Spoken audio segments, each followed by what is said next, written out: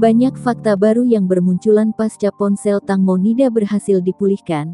Pengacara Decha mengatakan jika kurang lebih ada 30 foto sang artis yang berhubungan dengan pejabat dan pengusaha kaya raya. Ahli forensik pun telah mengantongi nama-nama yang diduga ikut terlibat dalam kasus kematian sang artis Tang Monida.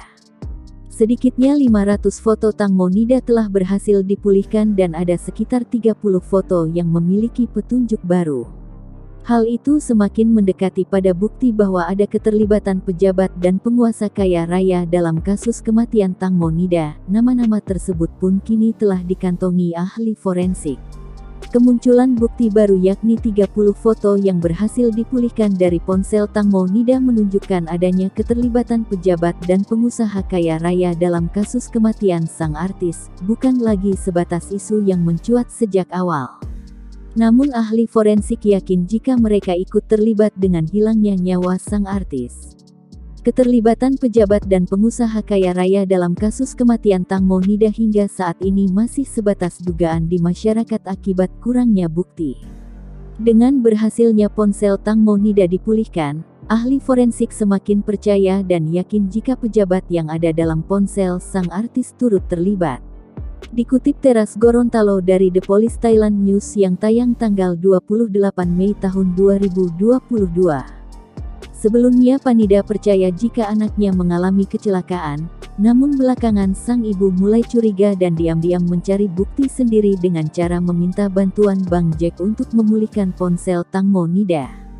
Dari upayanya itu, sedikitnya 500 foto yang dihapus telah berhasil dipulihkan. Ternyata ada beberapa foto yang memiliki hubungan dengan pejabat dan pengusaha kaya raya.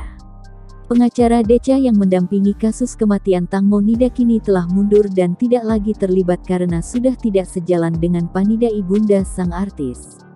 Panida telah diam-diam mencari bukti atas kematian anaknya tanpa konsultasi dengan pengacara Decha, sebab pengacara sangat percaya polisi dan yakin jika Tang Monida memang benar-benar mengalami kecelakaan. Mergenius yang merupakan ketua klub korban kejahatan melibatkan dirinya sejak awal dengan alasan banyak yang tidak sesuai dengan penanganan kasus kematian Tang Monida. Adanya dugaan penciptaan bukti palsu sebagai tambahan dan pelanggaran prosedur penyidikan hingga upaya pihak penegak hukum membantu para tersangka semua diungkap Mergenius ke publik. Dengan aksinya tersebut, Mergenius telah mendapat ancaman keselamatan nyawanya karena dianggap ikut campur dalam mengungkap kasus kematian Tang Monida. Tak hanya mendapatkan ancaman, Mergenius juga pernah mendapatkan tawaran berupa sejumlah uang dengan syarat berhenti ikut campur kasus kematian Tang Monida. Awalnya Panida menentang upaya-upaya yang dilakukan oleh Mergenius, namun belakangan keyakinan sang ibu terhadap kesimpulan polisi pun goyah.